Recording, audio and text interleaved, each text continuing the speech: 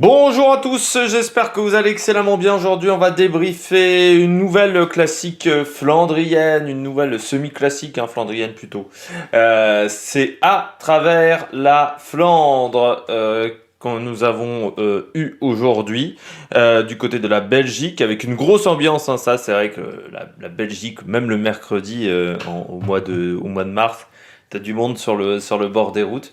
Une course très intéressante. On fera les bleus, top et flop. Je pense que la vidéo va pourtant être assez courte malgré le fait que j'ai pris beaucoup de plaisir à regarder cette course. N'hésitez pas à vous abonner à la chaîne, à réagir dans les commentaires, à mettre un pouce bleu, à partager la vidéo sur les réseaux sociaux, notamment si vous pensez que ça peut intéresser vos proches. Dans les commentaires, n'hésitez pas à me dire ce que vous avez pensé de la course. Voilà, si vous avez apprécié cette course. Et puis, bien entendu, les coureurs qui vous ont plu, qui vous ont déçu également. Si j'ai raté des choses, parce que j'ai que deux flops. Vraiment que deux gros flops pour moi. Donc si vous avez vu d'autres choses, n'hésitez pas.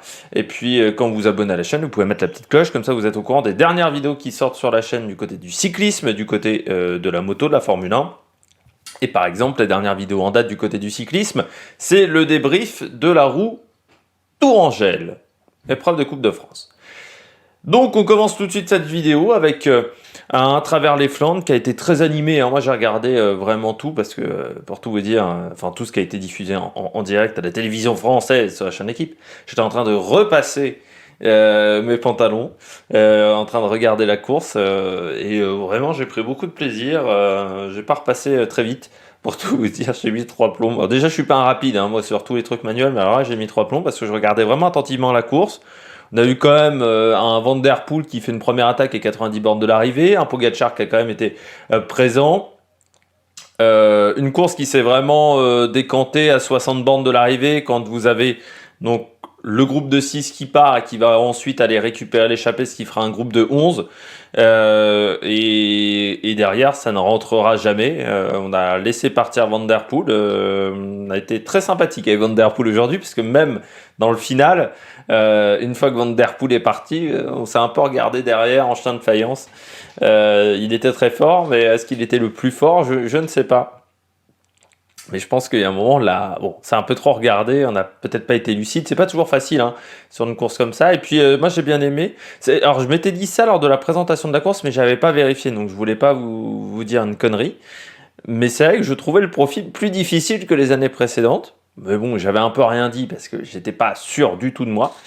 Et bah oui, c'était pas les mêmes difficultés, en sachant que je vous l'ai pas dit non plus parce que j'ai beaucoup de mal à me repérer sur les courses belges, les courses flandriennes, vu qu'on a les monts parfois qui sont pas dans le même sens. Bon, voilà, c'est un peu le bordel pour moi. Et que j'ai jamais mis les pieds en Belgique, peut-être aussi que si je connaissais un petit peu mieux le terrain, peut-être que ça m'aiderait, mais voilà, enfin toutes les courses flandriennes, j'ai un peu du mal à me repérer, donc c'est pour ça que je voulais pas vous dire une connerie, mais voilà, le parcours était plus compliqué que les années précédentes. Sur ce, à travers les Flandres, et un peu comme l'année dernière, l'année dernière ça s'était décanté à 50 bornes de l'arrivée, bon là ça s'est décanté à un peu plus de 60 lors de l'accélération de Van Der Poel. On passe tout de suite au bilan des Bleus. Du côté du bilan des Bleus, pas de coureur au top sur cette course. J'ai décidé de faire un plus-moins avec la Groupama, malgré le top 10 de Stephen Kung et la 11e place de Valentin Madouas. On a peut-être... En fait, la forme est là dans cette équipe et il y a un gros collectif, ça c'est clair et net. Pourtant, il n'y avait pas Arnaud Démare, mais on voit qu'il y a un collectif dans cette formation et que pour l'instant, ça marche vraiment très bien. Je pense également à Olivier Legac qui a également fait du bon boulot. Le souci, c'est que pour moi, Kung n'était pas le plus fort du groupe de tête, loin d'être le plus fort du groupe de tête, et il aurait fallu attendre que Madouas revienne. Il aurait fallu tenter de désorganiser un petit peu le groupe de devant. Madouas était très fort parce qu'il a réussi à suivre Pogacar et Tratnik, notamment dans le Neukereberg. Et là, je me dis à ce moment-là, même avant le Neukereberg, je me dis, il faut l'attendre.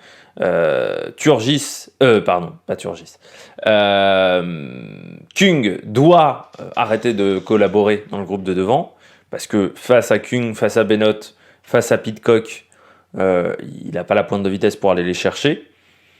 Et il doit attendre Madouas, et à deux, on est plus fort. Mais ils n'ont pas joué de cette manière-là. Après, du côté de la Groupama, on est en forme. Hein. Kung, Madouas, encore une fois, on a les bonnes jambes, mais la stratégie aurait pu être meilleure, je pense, si devant, il avait arrêté de collaborer. Surtout que Campenard, ça aurait peut-être arrêté de passer. Voilà, ça aurait peut-être vraiment désorganisé le groupe et ça aurait permis derrière de revenir. Je pense pas que Pogacar aurait été au-dessus du lot parce que je pense que Pogacar manque un peu d'expérience, mais on reviendra là-dessus plus tard dans la vidéo. Mais voilà, je pense que du côté de la Groupama, on n'a peut-être pas eu la meilleure stratégie. Après, cette équipe, cette année, a peut-être le meilleur collectif qu'ils n'ont jamais eu sur les courses pavées depuis peut-être 2016-2017, où vous avez Offredo à ce moment-là, et un Offredo qui était capable de se sacrifier pour le collectif et qui était très fort sur les pavés. Là, ouais, il en a... En fait, il a manqué de la stratégie, je pense. Peut-être petite erreur stratégique. Alors, je dis pas qu'avec Madouas qui revenait de derrière, ça aurait pu jouer la gagne. Hein. Mais bon, là, c'était difficile de faire mieux que 6 ou 7. Je sais plus ce qu'il fait Kung. Hop, je reprends mon classement. Il fait 6ème. Voilà. C'était difficile de faire un peu mieux. Après, ça fait quand même des points UCI. On continue avec les flops. Je commence avec Turgis, la totale. Donc, moins 5 désormais au point JR. On n'est pas resté longtemps en moins 6. Turgis, il n'y avait pas des grandes jambes là, aujourd'hui. Puis, on n'était pas dans le bon timing encore. Ils se font quand même souvent avoir depuis le début de cette saison de Flandrienne. Mais c'est vrai que la Turgis, je ne l'ai pas trouvé très en jambes. Pour tout vous dire, je trouve que la condition physique n'était pas exceptionnelle pour Anthony Turgis. C'est dommage pour le Français parce que il finit très loin. Il finit au-delà de la 40e place. Le meilleur total, je crois que c'est Terpstra, à la surprise générale. En rappelant qu'il n'y avait pas Sagan qui est en train de faire des analyses pour savoir ce qui ne va pas physiquement, vu qu'il toxine au bout de 200 km. Oui, c'est bien Terpstra qui finit 22e. Mais Turgis n'était pas en grande condition physique. Alors peut-être après, il finit à 4,12. Moi, je ne l'ai trouvé pas très en jambes, mais il s'est peut-être réservé aussi pour le Tour des Flandres. Mais j'ai l'impression qu'il est un peu moins bien que sur Milan-San Remo, qu'il y a une dizaine de jours désormais, et que voilà, il est un peu moins bien qu'il y a une dizaine de jours. Et je trouve qu'au niveau des jambes, c'était pas foufou. Là, sur cette course, et j'espère que ça ira mieux du côté du Tour des Flandres dimanche prochain. Je rappelle la présentation du Tour des Flandres que je devrais mettre en ligne soit vendredi, soit samedi. Je ne sais pas encore. Tout dépendra de la forme, tout dépendra de ma condition physique du moment. Si j'ai pris déjà l'énergétique, peut-être vendredi. Voilà. Ça dépendra de si j'ai consommé déjà l'énergétique. Je termine du côté des flops du côté des Français avec AG2R. Bon, alors certes, Greg Van Avermaet fait 17ème du côté de chez AG2R, mais bon, on les a peu vus, et puis Nason qui est tombé, qui s'est peut-être fait mal en passant, et puis bon, à part Van Avermaet qu'on a un peu vu derrière, c'est un peu le néant. C'est vrai que au moins l'année dernière, ils avaient pas le bon timing, mais ils avaient un gros collectif. Cette année, le collectif, il est pas fou. Hein. C'est vrai qu'à part Van Avermaet, très clairement, les frères Nason, ils sont pas dans le coup. Guy Van Hoek, je l'ai pas vraiment vu. Antoine Rogel, il est encore un peu jeune aussi. Bob Jungels, pour moi, il devrait se concentrer sur d'autres types de courses que sur les pavés, mais bon, il aime les pavés. Bon, je pense que c'est plutôt un coureur qui devrait se concentrer sur les courses, sur d'autres classiques. Voilà, après, ça ce n'est que mon avis. Mais bon, il n'y a que 70e aujourd'hui, et dans un 3e groupe, 4e groupe au moins. Donc voilà, du côté des G2R, on est encore un passé à côté aujourd'hui. Je pense que du côté d'AG2R, c'est vrai qu'on me l'a dit dans les commentaires, et je suis assez d'accord avec ça. On s'est aperçu l'année dernière que on avait le staff pour les courses par étapes, on avait la manière de faire et le savoir-faire sur les courses par étapes. sur les classiques belges, on a beau enquiller les bons coureurs, on ne sait pas faire.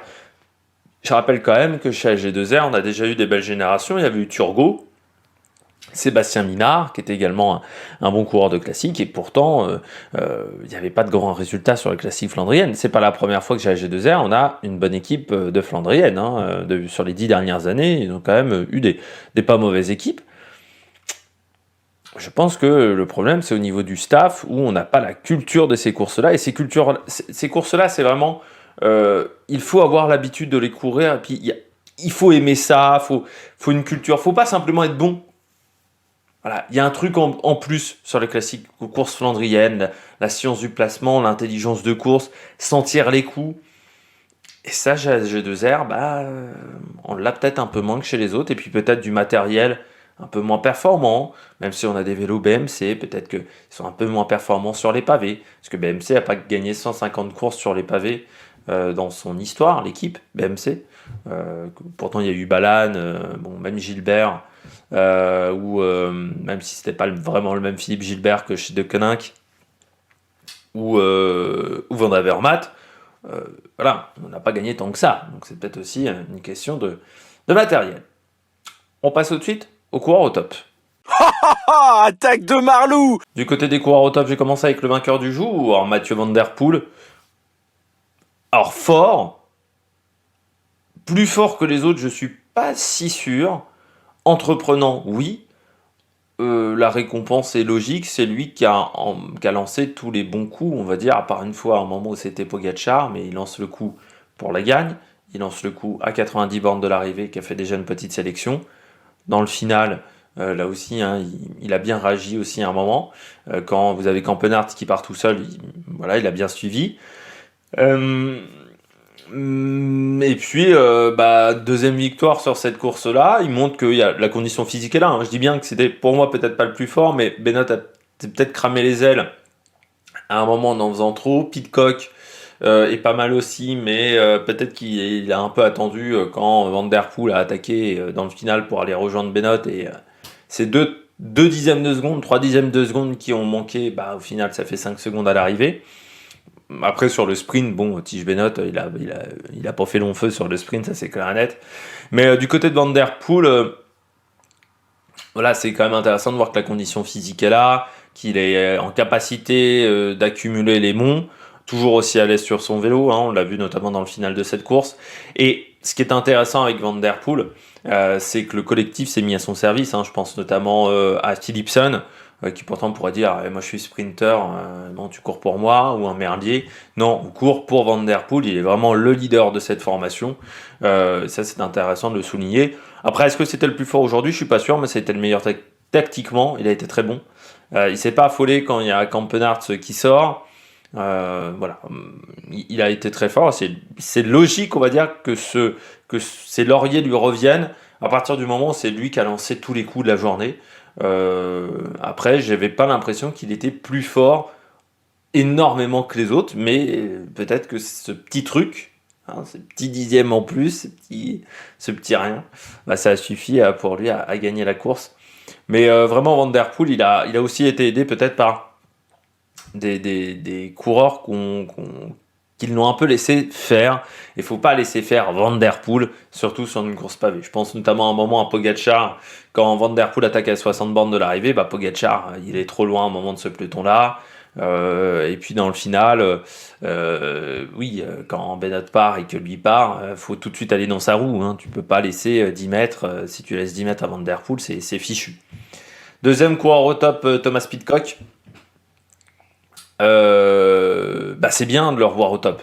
Pidcock, parce que c'est vrai que Milan-San Remo, il pète dans le Capo Berta, il pète, il explose vraiment totalement à ce moment-là de la course, alors que on aurait pu se dire qu'il faisait des favoris.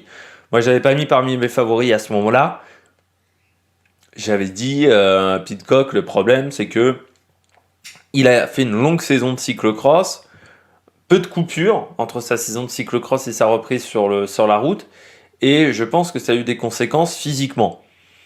J'avais dit, Pidcock, faut qu'il prenne une petite période de pause. Bon, bah, la période a été très courte, mais il est de retour en forme. Il a bien suivi le coup et je trouve que le coup de pédale était vraiment bon. Euh, Parce que là, on avait le temps d'observer les coureurs. Je trouve que le coup de pédale était vraiment pas mauvais. De toute manière, Ben Turner s'est mis à son service.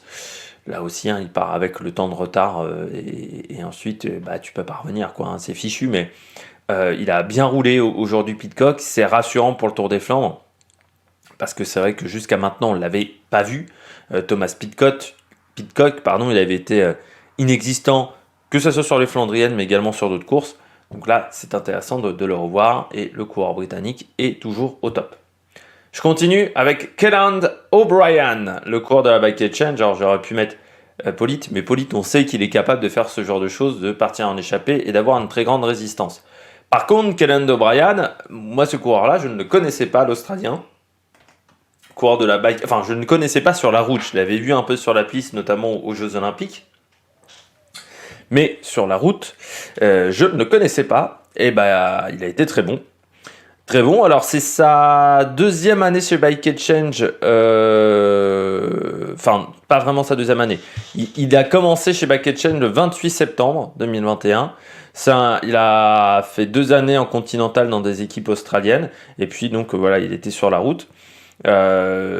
Mais pas mal, hein, vraiment ce qu'il a fait là sur cette course. Partir dans l'échappée et résister pendant 170 km,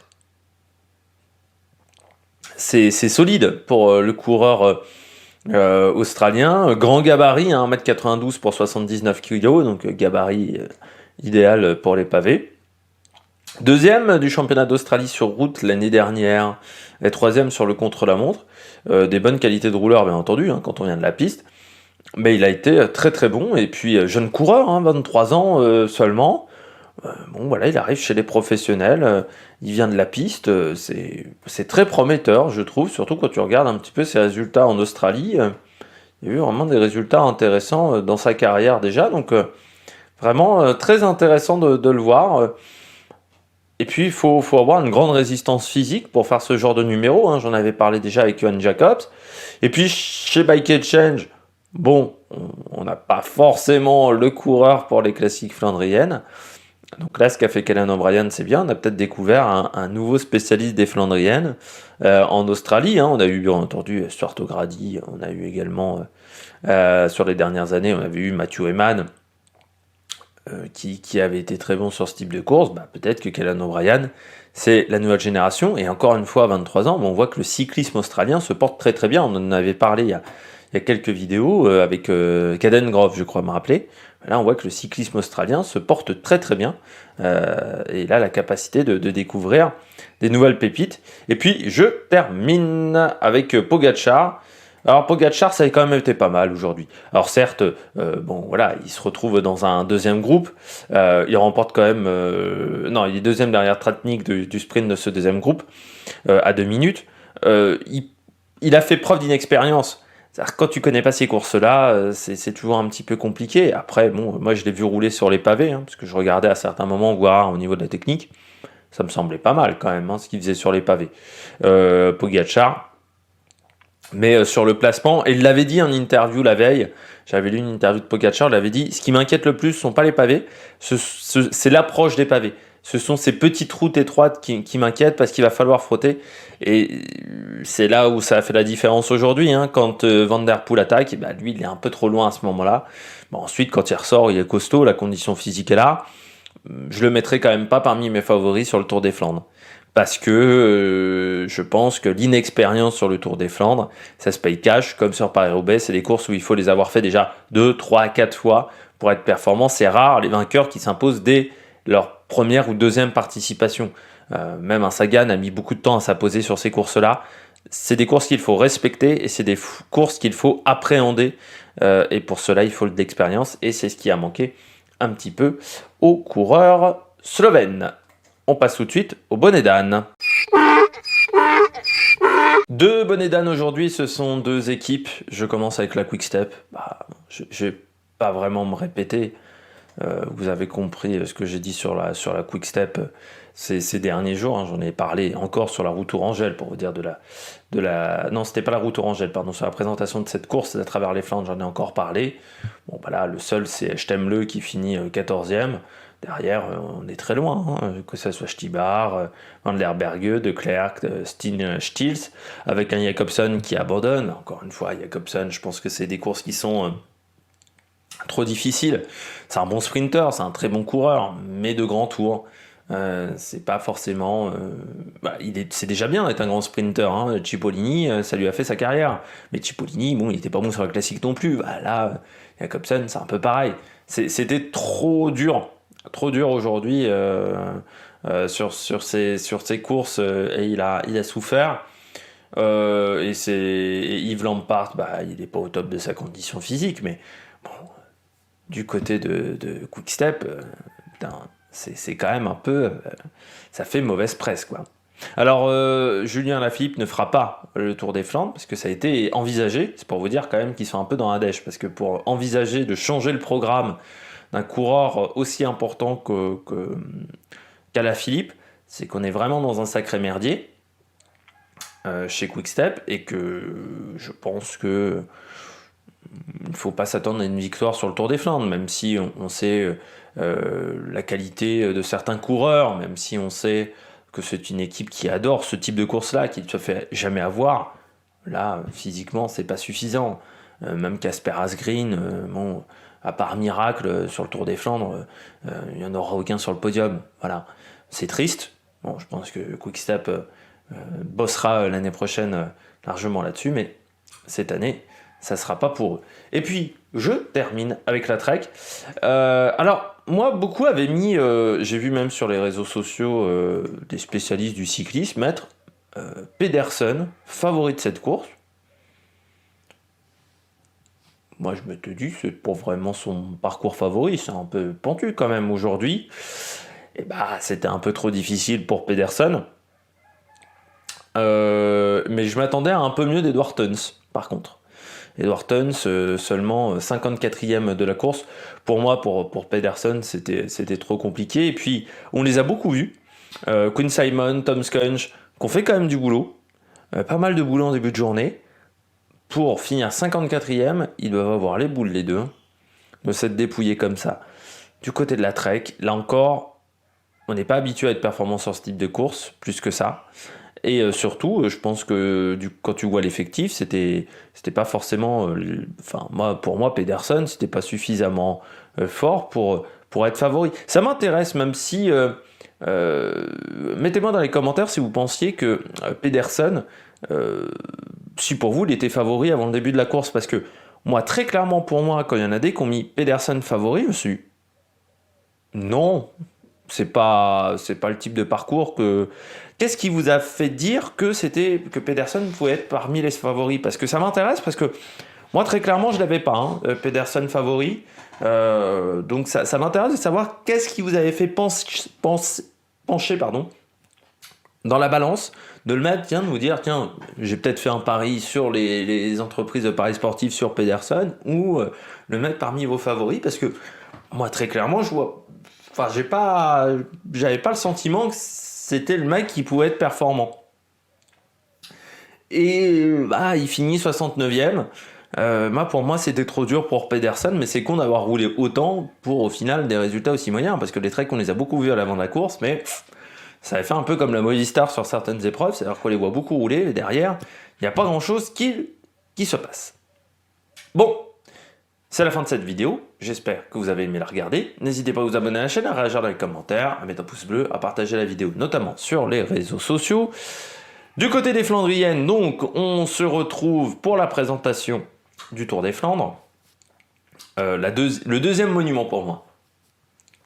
Premier Paris-Roubaix, faut savoir que Paris-Roubaix, c'est ma course favorite. Paris-Roubaix, je ne le rate sous aucun prétexte. Vraiment, Paris-Roubaix, c'est au-dessus. Et deuxième monument, Tour des Flandres. J'adore les pavés, il faut le savoir. J'aime un peu moins le Tour des Flandres parce que tu peux moins faire de coups stratégiques, je trouve, que sur Paris-Roubaix. Paris-Roubaix, en plus, j'aime bien ça parce c'est tellement ouvert chaque année Paris-Roubaix que tu peux tenter plein de choses. Il peut y avoir plein de scénarios de courses différents. Je trouve que ça, c'est assez sympa. Et ben à la prochaine sur l'Amérique Production. Ciao, ciao!